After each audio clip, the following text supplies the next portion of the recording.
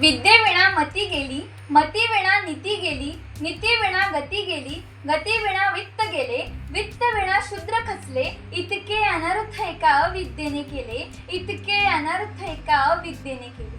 हा क्रांतीचा मंत्र देणारे क्रांती सूर्य महात्मा ज्योतिबा फुले यांच्या चरणी मी प्रथमतः विनम्र अभिवादन करते व माझ्या भाषणास सुरुवात करते.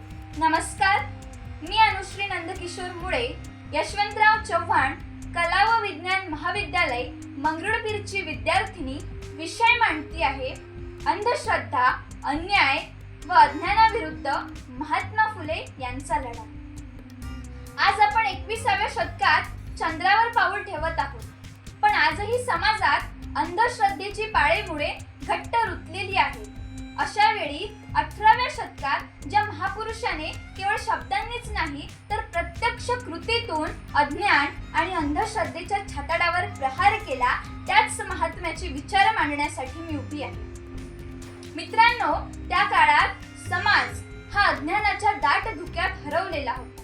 धर्म आणि दैववादाच्या नावाखाली सामान्य माणसाचे शोषण केले जात होते.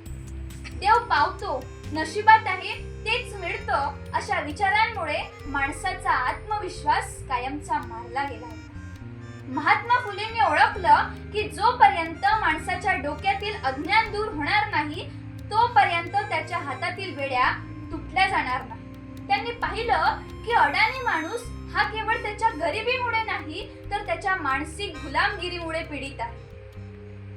महात्मा ज्योतिबा फुलेंनी 24 सप्टेंबर 1873 रोजी सत्यशोधक समाजाची स्थापना केली. त्या समाजाचं ब्रीद वाक्य होतं, सर्व साक्षी जगतपती त्याच न मध्यस्थ कोणी.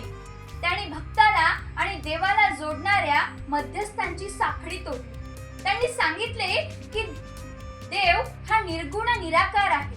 त्याला प्रसन्न करण्यासाठी कुठल्याच कर्मकांडाची, बळीची किंवा नवसाची गरज नाही.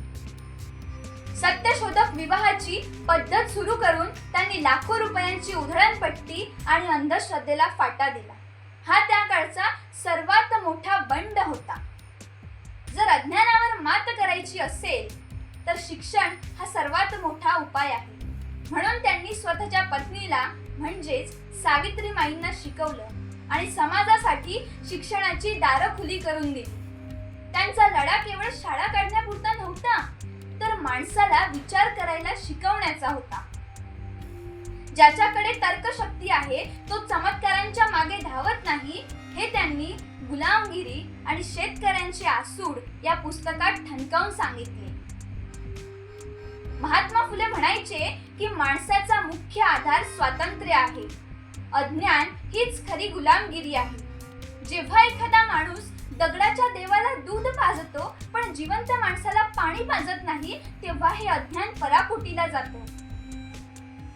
महात्मा ज्योतिबा फुलेंनी अस्पृश्यतेची भिंत तोडून स्वतःचा पाण्याचा हौद सर्वांसाठी खुला केला. ही त्या काळातील केवळ सामाजिक कृती नव्हती तर माणसाला माणुसकी हाच खरी भक्ती आहे हे सांगणारा वैज्ञानिक दृष्टिकोन होता. आज जर खऱ्या अर्थानं आपल्याला महात्मा फुले यांना विनम्र अभिवादन करायचे असेल तर सगळ्यात अगोदर आपल्याला आपल्या मनातील अंधश्रद्धेचा कचरा साफ करावा लागेल.